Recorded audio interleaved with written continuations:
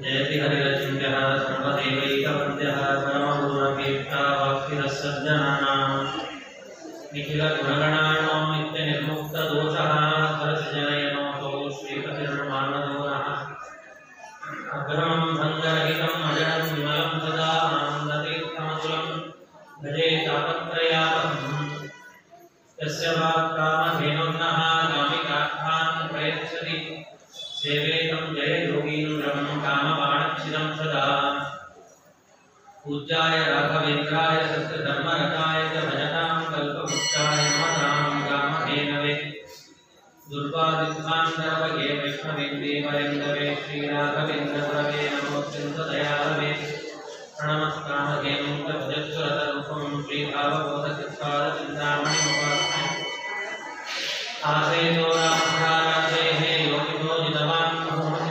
सत्यध्यानगुरुत्वाद्यतीन्द्रैरविपूजितः सत्याभिज्ञकरां पञ्चाशत्वर्णपूजकान् सत्यप्रमोदतीर्थार्यान् नवविन्यायसुधारकान् श्रीकृष्णगुरुभ्यो नमः हरिः ओम् परमपूज्य ಶ್ರೀಪಾದಂಗಳವರ ಅಡಿದಾವರೆಗಳಲ್ಲಿ ಅನೇಕ ನಮಸ್ಕಾರಗಳನ್ನು ಸಮರ್ಪಣೆ ಮಾಡಿ ವೇದಿಕೆಯ ಮೇಲಿರುವಂತಹ ಎಲ್ಲ ಹಿರಿಯ ಸಂಸ್ಥರಿಗೆ ನನ್ನ ಅನೇಕ ನಮಸ್ಕಾರಗಳನ್ನು ಸಮರ್ಪಣೆಯನ್ನು ಮಾಡಿ ಟೀಕಾಕೃತ್ವಾದರ ಆರಾಧನೆ ಮೂಲಕವಾಗಿ ಯಥಾಮತಿ 4 ಮಾತುಗಳನ್ನು ಆಡುವಂತಹ ಪ್ರಯತ್ನವನ್ನು ಮಾಡ್ತೇನೆ. ಸಂಸ್ಕೃತ ವಾಂಗ್ಮಯ ಲೋಕದಲ್ಲಿ ಅನೇಕ ಗುರುಗಳನ್ನು ನಾವು ಕಾಣುತ್ತೇವೆ. ಅವರ ಸ್ತೋತ್ರವನ್ನು ಮಾಡುವ ಸಂದರ್ಭದಲ್ಲಿ ಅವರ ಸ್ವರೂಪದ ಚಿಂತನೆಯನ್ನು ಮಾಡಿರುತ್ತಾರೆ. ಆ ಗುರುಗಳ ರೂಪದ ವರ್ಣನೆಯನ್ನ, ಅವರ ಗುಣಗಳ ವರ್ಣನೆಯನ್ನ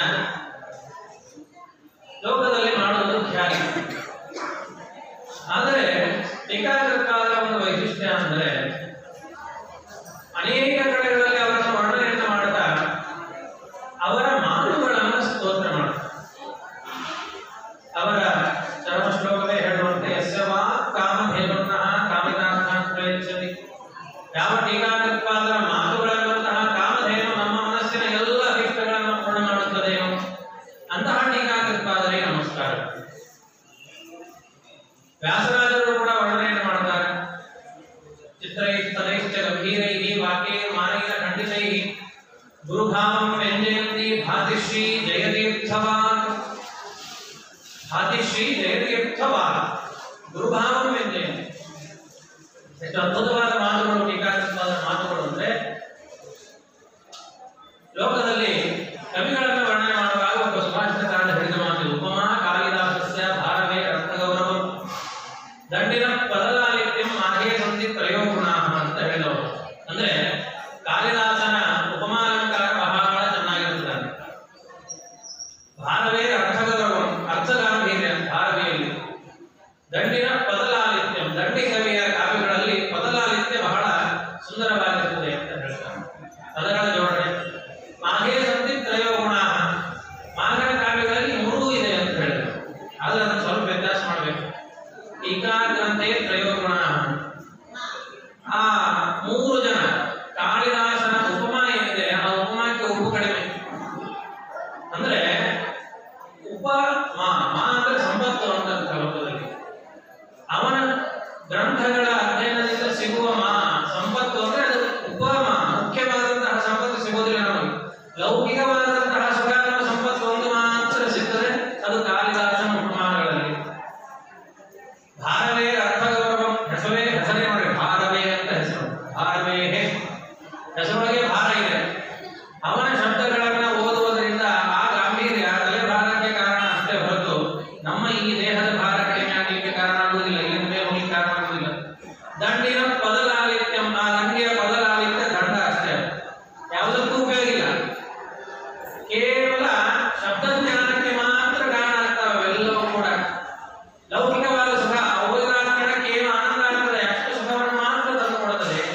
ಆದರೆ ಟೀಕಾಕೃತ್ಪಾದರ ಗ್ರಂಥಗಳಲ್ಲಿ ಇರುವಂತಹ ಉಪಮಾ, ಬದಲಾಲಿತ್ಯ, ಅರ್ಥಗೌರವ ಇವುಗಳನ್ನೆಲ್ಲ ಅರ್ಥ ಮಾಡಿಕೊಂಡ್ರೆ ಅದು ಕೇವಲ ಲೌಕಿಕವಾದಂತಹ ಸುಖ ಅಷ್ಟೇ ಅಲ್ಲ, ಉತ್ಕೃಷ್ಟವಾದಂತಹ ಅಲೌಕಿಕ ಪಾರತ್ರಿಕವಾದ ಸುಖಗಳನ್ನು ನಮಗೆ ತಂದುಕೊಡುತ್ತದೆ. ಅದನ್ನೇ ವ್ಯಾಸರಾಜರು ತಿಳಿಸಿದ್ದು. ಚಿತ್ರೈಹಿ ಪದೈಹಿ ಗಂಭೀರೈಹಿ ವಾಕ್ಯೈಹಿ ಅಖಂಡಿತೈಹಿ ಮಾನೈಹಿ ಗುರುಭಾವಂ ವ್ಯಂಜಯಂತಿ. ಈಗ ತಾನೇ ಸಂಜೀವಾಚಾರ್ಯರು ಪ್ರವಚನವನ್ನು ಮಾಡುವಾಗ ಹೇಳಿದ್ರು, ಯಾರೋ ಮಾಡ್ತಾರೆ ಅಂತ ಮಾಡುವುದಲ್ಲ, ಸರಿಯಾಗಿ ಗುರುಗಳ ಭಾವನೆಯನ್ನು ತಿಳಿದು ಮಾಡಬೇಕು. ಅಂತಹ ಗುರುಗಳ ಭಾವನೆಯನ್ನ, ಗುರುಗಳ ತಾತ್ಪರ್ಯವನ್ನು ನಮಗೆ ತಿಳಿಸಿಕೊಡುವಂತಹ ವಾಕ್ಯಗಳು, ಪದಗಳು, ಗ್ರಂಥಗಳು ಅಂದ್ರೆ ಟೀಕಾಕೃತ್ಪಾದರ ಗ್ರಂಥಗಳು. ಗುರುಭಾವಂ ವ್ಯಂಜಯಂತಿ ಭಾತಿಶ್ರೀ ಜಯತೀರ್ಥವ. ಅಂತಹ ಟೀಕಾಕೃತ್ಪಾದರ ಅದ್ಭುತವಾದಂತಹ ಮಾತುಗಳು, ಯಾವುದು ವ್ಯರ್ಥ ಇಲ್ಲ. ಉಪಮಾ ಅಂದ್ರೆ ದೃಷ್ಟಾಂತ ಅಂತ, ಅಂದ್ರೆ ಒಂದಕ್ಕೆ ಇನ್ನೊಂದರ ಹೋಲಿಕೆಯನ್ನು ಮಾಡಿ ವರ್ಣನೆಯನ್ನು ಮಾಡುವುದನ್ನು ಉಪಮಾ ಅಂತ ಕರೀತಾರೆ. ಅಂತಹ ಉಪಮಾ ಎಲ್ಲಿದೆ ಟೀಕಾಕೃತ್ಪಾದರ ಗ್ರಂಥಗಳಲ್ಲಿ ಅಂದ್ರೆ ಮಂಗಲಾಚರಣೆಗೆ ನೋಡಬಹುದು. ಏನ ಪ್ರಾದುರಭಾವಿ ಭೂಮಿ ವಲಯೇ ವ್ಯಾಸ್ತಾರಿ ಗೋ ಸಂತತಿ ಪ್ರಾಭೌತಿ ಶ್ರುತಿ ಪಂಕಜಂ ಕರುಣಯಾ ಪ್ರಾಕಾಶಿ ಕಲ್ಪಂ ಪರಂ ಧ್ವಾಂತಂ ಧ್ವಂಸಮನಾಯಿ ಸಾಧುನಿಕರಶ್ಚಾಕಾರಿ ಸನ್ಮಾರ್ಗಯಃ ತೇನೌ ವ್ಯಾಸದಿವಾಕರೇಣ ಸತತಂ ಮಾತ್ಯಾದಿವೆ ಮಾನಸಂ. ವ್ಯಾಸದಿವಾಕರೇಣ ವೇದವ್ಯಾಸದೇವರನ್ನ ಸೂರ್ಯನಿಗೆ ಹೋಲಿಕೆ ಮಾಡಿ ವರ್ಣನೆಯನ್ನು ಮಾಡ್ತಾ ಇದ್ದಾರೆ. ಇದು ಪೂರ್ಣೋಪಮ ಅಂತ ಕರೀತಾರೆ. ಅಂದ್ರೆ ದೊಡ್ಡವರಿಗೆ ಸಣ್ಣದ ದೃಷ್ಟಾಂತವನ್ನು ಕೊಡುವುದು. ವೇದವ್ಯಾಸದೇವರು ಸೂರ್ಯನಿಗಿಂತ ಅನಂತ ಪಟ್ಟು ಉತ್ತಮ. ಅದು ವೇದವ್ಯಾಸದೇವರಿಗೆ ದೃಷ್ಟಾಂತ ಕೊಡಬೇಕಂದ್ರೆ ಹಂಗಾದ್ರೆ ಮತ್ತೆ ಬೇರೆ ದೃಷ್ಟಾಂತವನ್ನೇ ಕೊಡಬೇಕು. ಬೇರೆ ದೃಷ್ಟಾಂತ ಕೊಡಲಿಕ್ಕೆ ಸಾಧ್ಯ ಇಲ್ಲ ಸಮಾನವಾದ. ಆ ಸೂರ್ಯನ ದೃಷ್ಟಾಂತವನ್ನು ಕೊಡ್ತಾ ಎಷ್ಟು ಸುಂದರವಾಗಿ ವರ್ಣನೆಯನ್ನು ಮಾಡ್ತಾರೆ. ಏನ ಪ್ರಾದುರಭಾವಿ ಭೂಮಿ ವಲಯೇ ವ್ಯಾಸ್ತಾರಿ ಗೋ ಸಂತತಿ. ಸೂರ್ಯ ಭೂಮಿಯ ಮೇಲೆ ಹುಟ್ಟಿದಾಕ್ಷಣ ಮಾಡುವ ಮೊದಲನೇ ಕೆಲಸ ಅಂದ್ರೆ ತನ್ನ ಕಿರಣಗಳನ್ನು ಎಲ್ಲಾ ಕಡೆ ಹರಡ್ತಾನೆ. ಹಾಗೆ ಗೋ ಸಂತತಿ ಅಂದ್ರೆ ಕಿರಣಗಳ ಸಂತತಿ. ಟೀಕಾಕೃತ್ಪಾದರು ಭೂಮಿಯಲ್ಲಿ ಅವತಾರ ಮಾಡಿ ಬಂದು ಮಾಡಿದಂತಹ ಮುಖ್ಯವಾದ ಕೆಲಸ ಅಂದ್ರೆ ವ್ಯಾಸ್ತಾರಿ ಗೋ ಸಂತತಿ. ವೇದವ್ಯಾಸದೇವರ ಅರ್ಥಗಳಿಗೆ ಅನುಗುಣವಾಗಿ ಟೀಕಾ ಶ್ರೀಮದ್ ಆಚಾರ್ಯರು ರಚನೆ ಮಾಡಿದ ಸರ್ವಮೂಲ ಗ್ರಂಥಗಳಿಗೆ ಟೀಕೆಯನ್ನು ರಚನೆ ಮಾಡಿ ಆ ಶ್ರೀಮದ್ ಆಚಾರ್ಯರ ವಾಕ್ಯಗಳ ಅರ್ಥವನ್ನು ಲೋಕದ ಎಲ್ಲಾ ಕಡೆಗೆ ಹರಡಿದರು ಆ ಟೀಕಾಕೃತ್ಪಾದರು. ಆ ವೇದವ್ಯಾಸದೇವರು ಮಾಡಿದ ಕೆಲಸವನ್ನು ಟೀಕಾಕೃತ್ಪಾದರು ಕೂಡ ಮಾಡ್ತಾರೆ. ಆ ವೇದವ್ಯಾಸದೇವರು ಮಾಡಿದ್ದೇನು, ಭೂಮಿಗೆ ಅವತಾರ ಮಾಡಿ ಬಂದು ತಮ್ಮ ಮಾತುಗಳೆಂಬ ಬೆಳಕಿನಿಂದ ಕಿರಣಗಳಿಂದ ಎಲ್ಲರ ಅಜ್ಞಾನವನ್ನು ಪರಿಹಾರ ಮಾಡ್ತಾರೆ. ಅದೇ ಕಾರ್ಯವನ್ನು ಟೀಕಾಕೃತ್ಪಾದರು ಕೂಡ ಮಾಡಿ ವೇದವ್ಯಾಸದೇವರು ಮಾಡಿದಂತಹ ಕಾರ್ಯವನ್ನೇ ಆ ವೇದವ್ಯಾಸದೇವರ ಮತ್ತು ಶ್ರೀಮದಾಚಾರ್ಯರ ವಾಕ್ಯಗಳ ವಿವರಣೆಯನ್ನು ಮಾಡ್ತಾ ಅವರು ಕೂಡ ಅದನ್ನು ವಿಸ್ತಾರ ಮಾಡ್ತಾ ಇದ್ದಾರೆ. ಅವರ ಮಾತುಗಳನ್ನು ಗುರುಭಾವಂ ವ್ಯಂಜಯಂತಿ ಭಾತಿಶ್ರೀ ಜಯತೀರ್ಥವ. ಆ ವೇದವ್ಯಾಸದೇವರು ಯಾವ ವಾಕ್ಯಗಳನ್ನು ಹೇಳಿದ್ರು ಆ ಅರ್ಥಗಳನ್ನು ವ್ಯಾಸ್ತಾರಿ ಗೋ ಸಂತತಿ ಪ್ರಾಭೌತಿ ಶ್ರುತಿ ಪಂಕಜಂ. ಸೂರ್ಯನ ಕಿರಣಗಳು ಏನು ಮಾಡುತ್ತದೆ ಅಂದ್ರೆ ಕಮಲವನ್ನು ಹರಡಿಸುತ್ತದೆ. ವೇದವ್ಯಾಸದೇವರು ಮಾಡಿದ್ದೇನು, ಶ್ರುತಿ ಪಂಕಜಂ, ವೇದಗಳನ್ನಂತಹ ಕಮಲಗಳನ್ನು ಹರಡಿಸುತ್ತದೆ. ಟೀಕಾಕೃತ್ಪಾದರು ಏನು ಮಾಡ್ತಾರೆ ಅಂದ್ರೆ ಶ್ರೀಮದಾಚಾರ್ಯರ ಮಾತುಗಳು ಸರ್ವಮೂಲಗಳನ್ನಂತಹ ಆ ಕಮಲಗಳನ್ನ ಅರ್ಥ ಮಾಡಿಕೊಳ್ಳುವಂತಹ ಏನು ತತ್ವಜ್ಞಾನಿಗಳಿದ್ದಾರೆ ಅವರ ಮುಖಗಳನ್ನು ಅರಳಿಸುತ್ತಾರೆ ತಮ್ಮ ವಾಕ್ಯಗಳಿಂದ. ತತ್ವಂ ಪ್ರಾಭೋಧಿ ಶ್ರುತಿ ಪಂಕಜಂ. ಹೀಗೆ ಸೂರ್ಯನು ಮಾಡುವಂತಹ ಪ್ರತಿಯೊಂದು ಕಾರ್ಯದ ದೃಷ್ಟಾಂತವನ್ನು ವೇದವ್ಯಾಸದೇವರಿಗೆ ಕೊಡ್ತಾ ಇದ್ದಾರೆ. ಧ್ವಾಂತಂ ಧ್ವಂಸಮನಾಯಿ ಸಾಧುನಿಕರಶ್ಚಾಕಾರಿ ಸನ್ಮಾರ್ಗಯಃ. ಸೂರ್ಯ ಹುಟ್ಟಿ ಮಾಡುವ ಕೆಲಸ ಅಂದ್ರೆ ಕತ್ತಲೆಯನ್ನು ಕಡಿತಾನೆ. ಕತ್ತಲೆಯನ್ನು ಕಳೆದು ಎಲ್ಲರಿಗೆ ಸರಿಯಾದ ಮಾರ್ಗವನ್ನು ತೋರಿಸ್ತಾನೆ. ಹಾಗೆ ವೇದವ್ಯಾಸದೇವರು ಆ ದುಷ್ಟ ಮತಗಳೆಂಬಂತಹ ಅವರ ವ್ಯಾಖ್ಯಾನಗಳೆಂಬಂತಹ ಅವರ ಗ್ರಂಥಗಳೆಂಬಂತಹ ಕತ್ತಲೆಯನ್ನು ಕಳೆದು ಚಾಕಾರಿ ಸನ್ಮಾರ್ಗ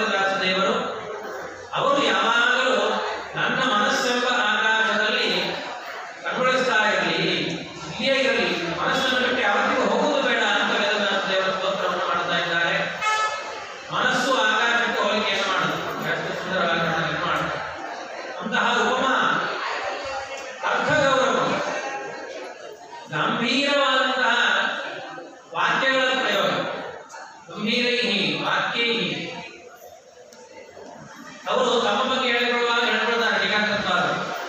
ನ ಶಬ್ದಾಬ್ದೋ ಗಾಢಾಃ ನ ಚ ನಿಗಮ ಚರ್ಚಾಸು ಚತುರಾಃ ನ ಚ ನ್ಯಾಯೇ ಪ್ರೌಢಾಃ ಅವಿವಿದಿತ ವೇದ್ಯ ಅವಿವಯಂ ಪರಂ ಶ್ರೀಮತ್ಪೂರ್ಣ ಪ್ರಮತಿ ಗುರುಕಾರುಣ್ಯ ಸರಣಿಂ ಪ್ರಪನ್ನಃ ಅನ್ಯಸ್ಮಃ ಕಿಮಪಿ ಚ ವದಂತೋ ವಿಮಹತಃ.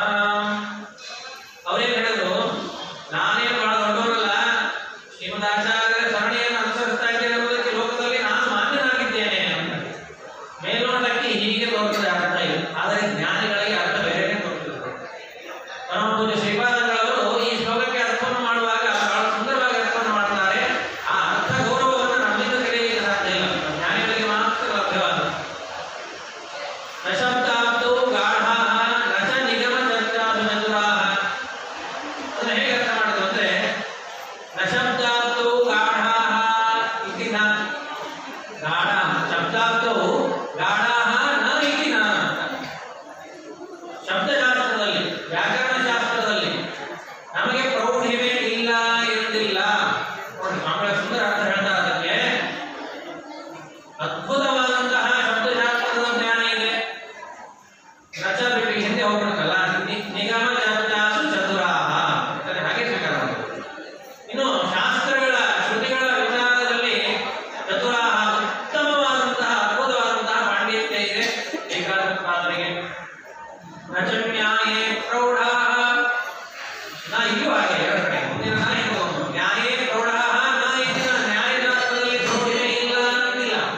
ನ್ಯಾಯಶಾಸ್ತ್ರದಲ್ಲಿಯೂ ಅತ್ಯಂತ ಉತ್ಕೃಷ್ಟವಾದ ಪಾಂಡಿತ್ಯ. ಆಗಲೇ ಹೇಳಿದ್ರು, ಆ ನಲಂದ ವಿಶ್ವವಿದ್ಯಾಲಯ 6 ತಿಂಗಳು ಉರಿತಾ ಇದ್ರೆ ಎಲ್ಲ ದುಃಖಿಸಿದ್ರಂತೆ, ಅಯ್ಯೋ ಎಲ್ಲ ಕಣ್ಣು ಸುಟ್ಟೋಯ್ತು ಅಂತ. ಆಗ ಟೀಕಾಕೃತ್ಪಾದರು ಯಾಕೆ ದುಃಖಿಸ್ತೀರಿ, ಆ ಪುಸ್ತಕದಲ್ಲಿ ನಿಮ್ದೆಲ್ಲ ನನ್ನ ಮಸ್ತಕದಲ್ಲಿದೆ. ಅಲ್ಲಿದ್ದಂತಹ ಎಲ್ಲ ಅದ್ಭುತವಾದ ಗ್ರಂಥಗಳು ನಮ್ಮ ಶಾಸ್ತ್ರದ್ದೇ ಅಂತಲ್ಲ. ನ್ಯಾಯ, ತರ್ಕ, ವ್ಯಾಕರಣ, ಮೀಮಾಂಸಾ, ಏನೇನು ಶಾಸ್ತ್ರದ ಗ್ರಂಥಗಳಿತ್ತು ಅದೆಲ್ಲ ಇವರ ತಲೆಯಲ್ಲಿ ಏನೇ ರೆಕಾರ್ಡ್ ಆಗಿತ್ತು. ಎಷ್ಟು ಟಿವಿ ಇತ್ತು ಅಂತ ನಾವು ಲೆಕ್ಕ ಹಾಕಲಿಕ್ಕೆ ಸಾಧ್ಯ ಇಲ್ಲ ಮೆಮೊರಿ.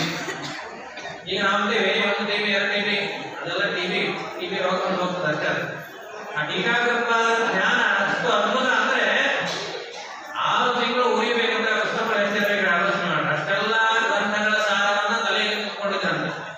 ಸರ್ವಜ್ಞ ಕಲ್ಪವೃಕ್ಷರಿಂದ ಟೀಕಾಕೃತ್ಪಾದರ ಶ್ರೀಮದಾಚಾರ್ಯರ ಬಗ್ಗೆ ಹೇಳುವಾಗ ಶ್ರೀಮದಾಚಾರ್ಯರ ಜ್ಞಾನ ಎಷ್ಟು ಅದ್ಭುತ ಅಂದ್ರೆ, ಪುರೈವ ಪೂರಿತಮ ಪುನರ್ನನು ಕೃಷ್ಣ ಏಷ ಪರಮಾರ್ಥ ಸಂಖ್ಯೆಯ.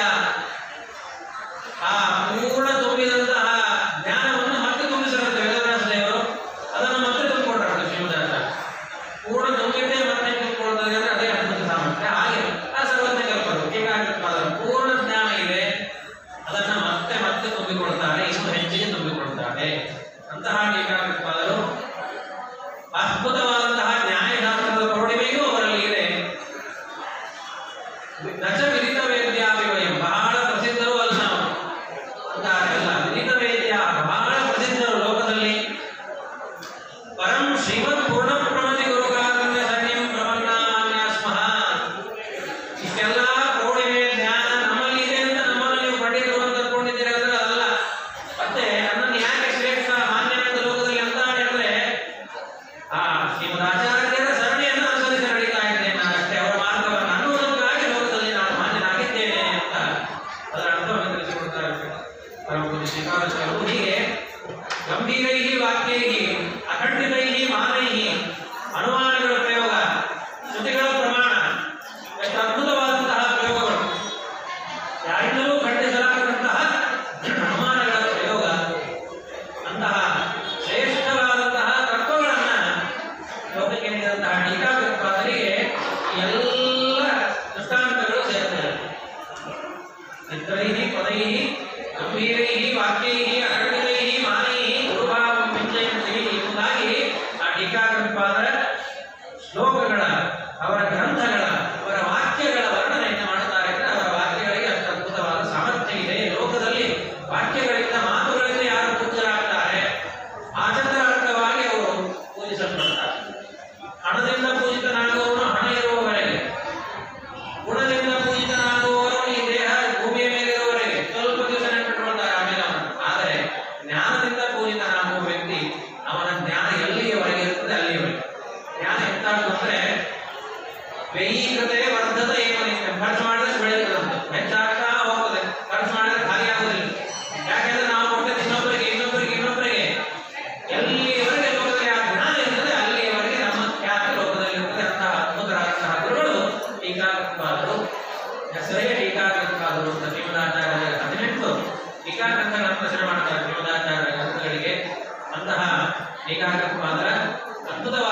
किमपि च वद